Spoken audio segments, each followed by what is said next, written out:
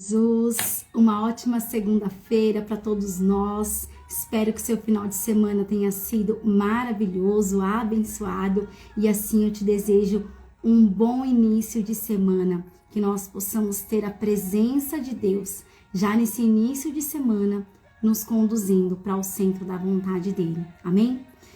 Eu confesso que eu fugi um pouquinho da palavra de hoje. Eu sou um pouquinho fujona, vocês vão me conhecer aqui, eu sou um pouquinho fujona. Mas eu recebi 2 confirmações ontem sobre a palavra de hoje.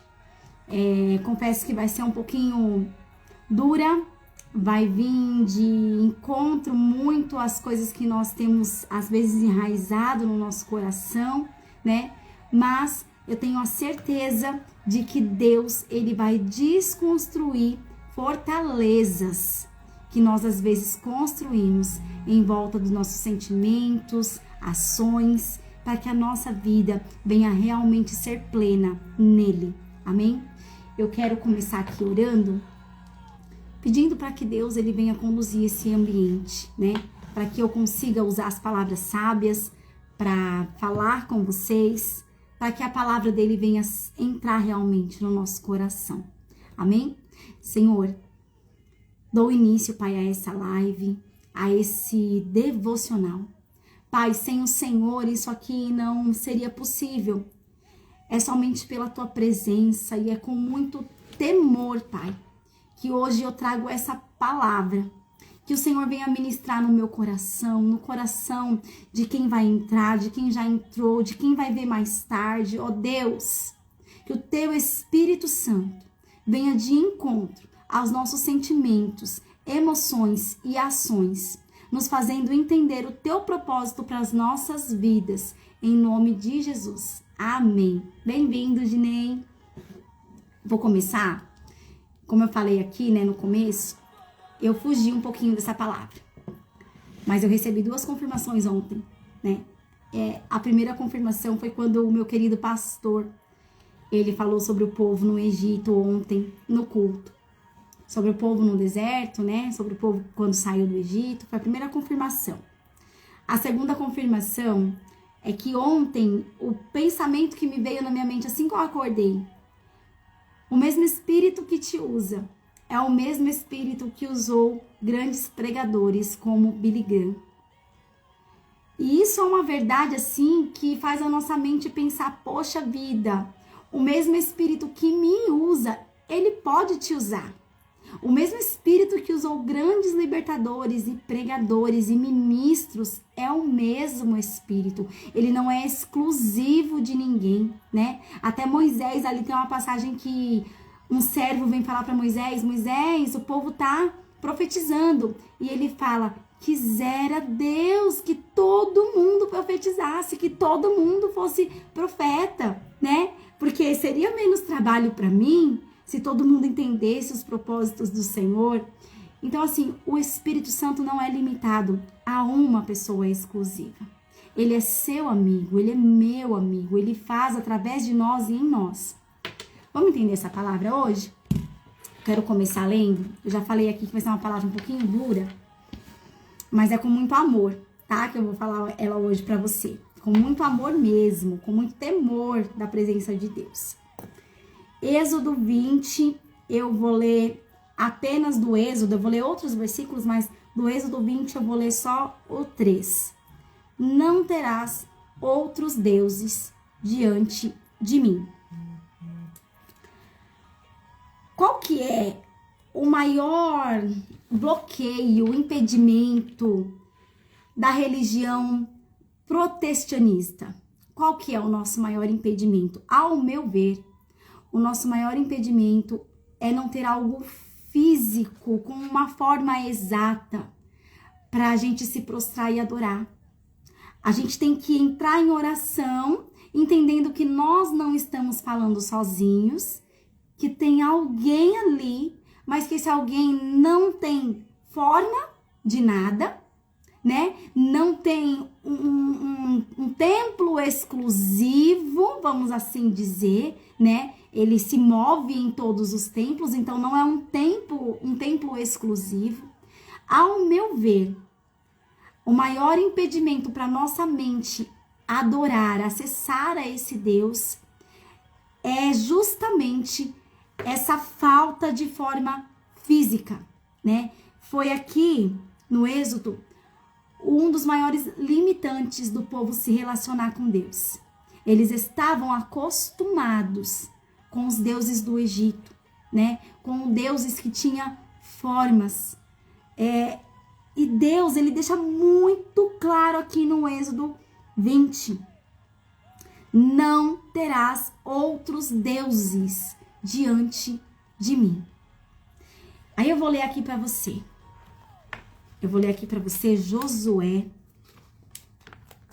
Josué 1:8. Este livro da lei não se apartará da sua boca, mas nele medita de dia e de noite, a fim de que possas observar e fazer de acordo com tudo o que está escrito nele, porque então farás próspero o teu caminho e serás bem-sucedido. Aqui já é o início. Como que eu me relaciono com esse Deus que não tem forma de nada, que não quer ser adorado através de um templo exclusivo, né? De algo ali físico? Como que eu adoro esse Deus? Medita na lei desta palavra. Não tem, gente, eu até anotei aqui para mim não esquecer. Existem 3 fundamentos básicos em se relacionar com esse Deus. E eles estão aqui nessa palavra. Que se a gente seguir esses 3 princípios básicos, a gente vai conseguir ter um relacionamento com Deus. Primeiro é a leitura da sua palavra. Eu já falei, gente, quando Deus ele não muda a palavra, é porque a gente ainda não compreendeu ela 100%, né? Basicamente, se você reparar, é a última live, né? É basicamente a última live. Se você não tem tempo para meditar nessa palavra, como que você quer dizer para mim que você quer sentir Deus? Não tem como. Não tem como, sabe por quê? Músicas, né, mexem com as nossas emoções, leituras, enfim, artes acessam o campo da nossa emoção. Mas um relacionamento com Deus, e a palavra é muito clara quando ela fala: bem-aventurados são os que não me viram, mas creram. Eles são bem-aventurados, nós somos bem-aventurados. Porque nós não precisamos ver os furos das suas mãos para crer que Jesus é Deus. E aí é que está o grande mistério. Como que eu vou sentir ele no meu espírito, não algo que só mexa com a minha alma, quando eu tenho um relacionamento com ele? Como que eu vou ter relacionamento com ele? Além da palavra. É o início de tudo. De tudo. Ai, Mayara, você não vai falar que a oração é o início de tudo? Ao meu ver, tá? Num princípio básico, a palavra, ela é o pontapé inicial, porque tem um versículo na palavra que fala assim: o meu povo perece por falta de conhecimento. Ou seja, você pode até orar muito, mas se você não orar com base, com princípio, e entendendo o que você está orando, você vai continuar orando errado.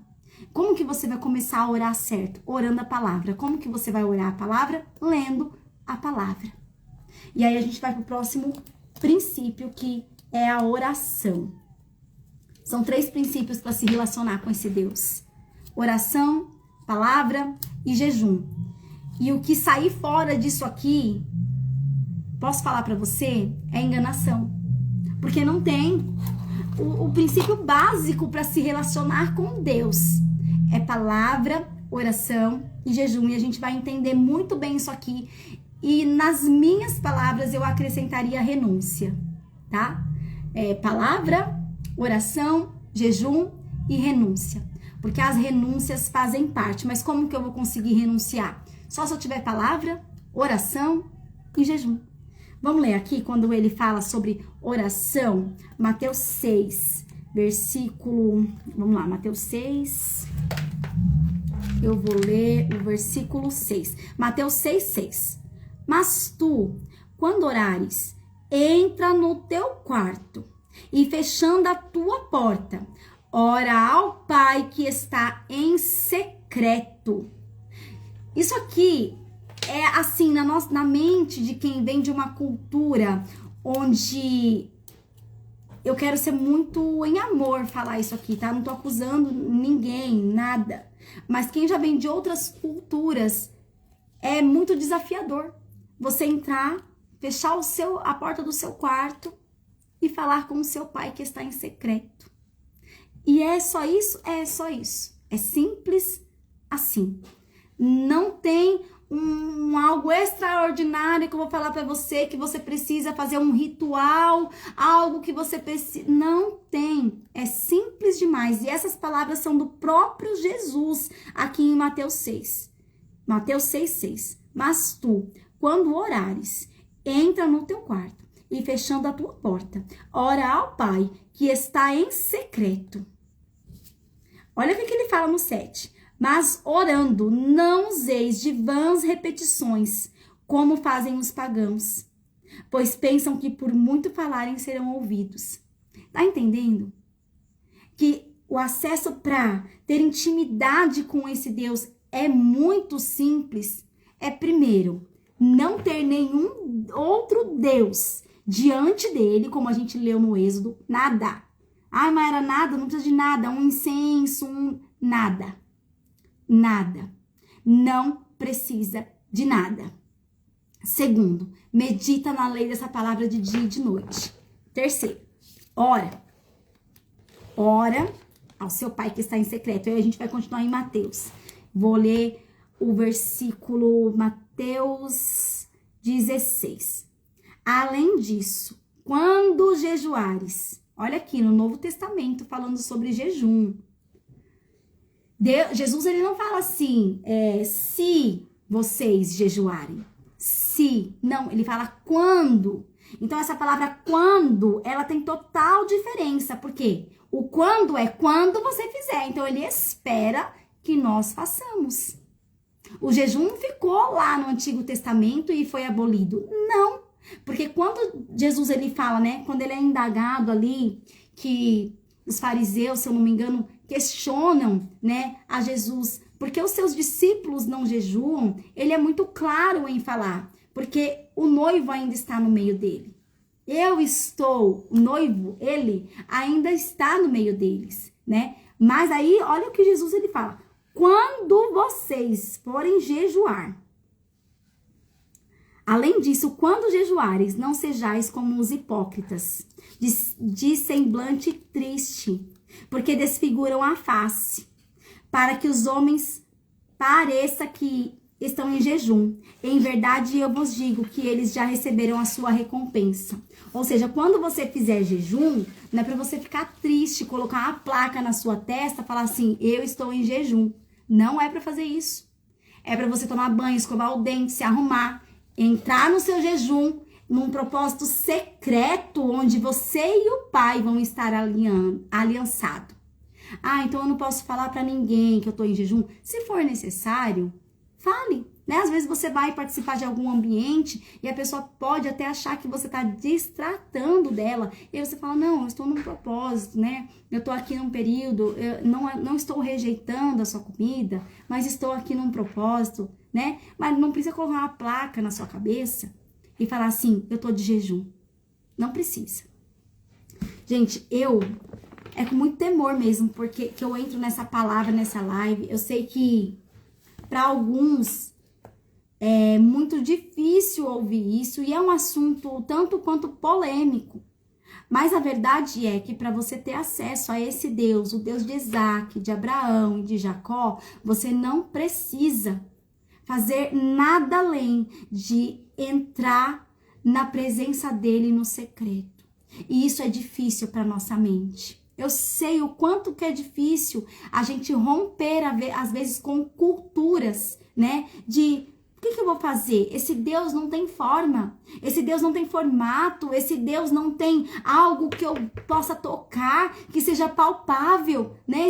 Como que eu me relaciono com esse Deus? O povo ali, quando Moisés está na presença de Deus ali no período de 40 dias, o povo se corrompe, faz um bezerro de ouro, porque eles não estavam acostumados a ficar na presença de um Deus onisciente, onisciente, onipotente, onipresente, que está em tudo e em todos os lugares, né? Muitas pessoas atribuem a esse Deus a chamada universo, mas não, ele tem nome.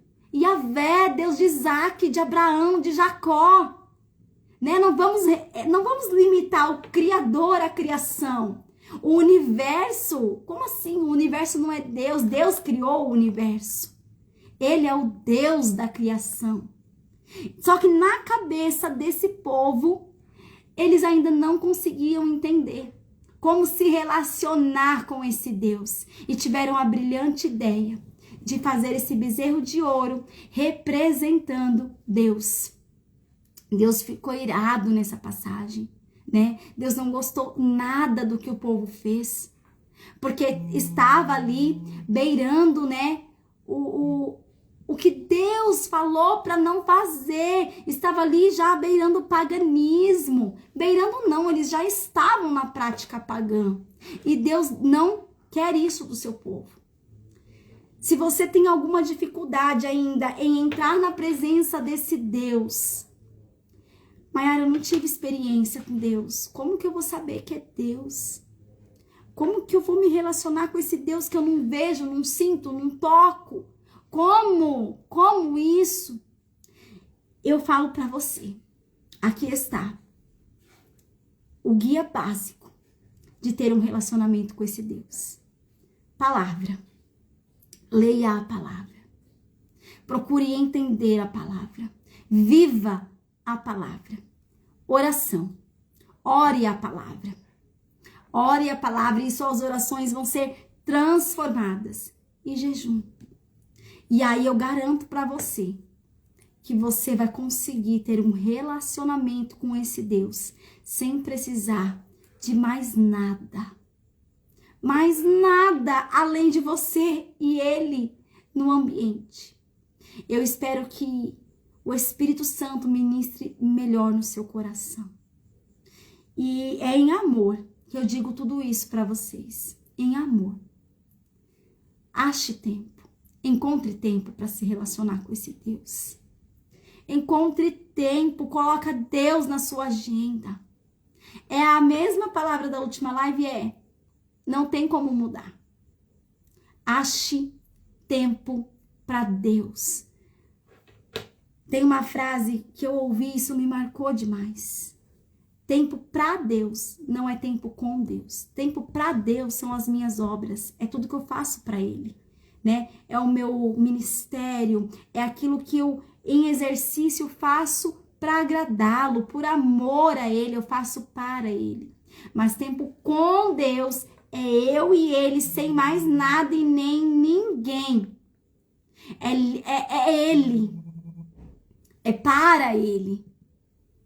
Entende? Encontre esse tempo na sua agenda para Deus e tenha esse relacionamento com Ele, porque Ele é um Deus relacionável e Ele só está esperando os verdadeiros adoradores que adorarão ao Pai em espírito e em verdade. É aqui, é agora. Você tem livre acesso, o véu do templo se rasgou e você pode entrar. Você não precisa de um sacerdote. Jesus foi o sumo sacerdote para que hoje eu pudesse entrar nesse ambiente. Toma posse desse ambiente que é seu. Amém? Espero que você consiga entender essa palavra e se ficou alguma dúvida, se eu não conseguir me expressar claramente, pode comentar aí, né? Eu demoro um pouquinho para responder, mas eu respondo, tá, gente? Hoje até eu vou aqui responder alguns comentários que eu vi que tem, mas que eu ainda não consegui responder. Mas enfim, eu agradeço a todos vocês por terem ficado aqui, né, até agora, a todos vocês que verão. É um prazer É um prazer estar diante da palavra do Senhor com vocês. Amém? Até amanhã. Espero que essa palavra entre no seu coração, em nome de Jesus. Amém.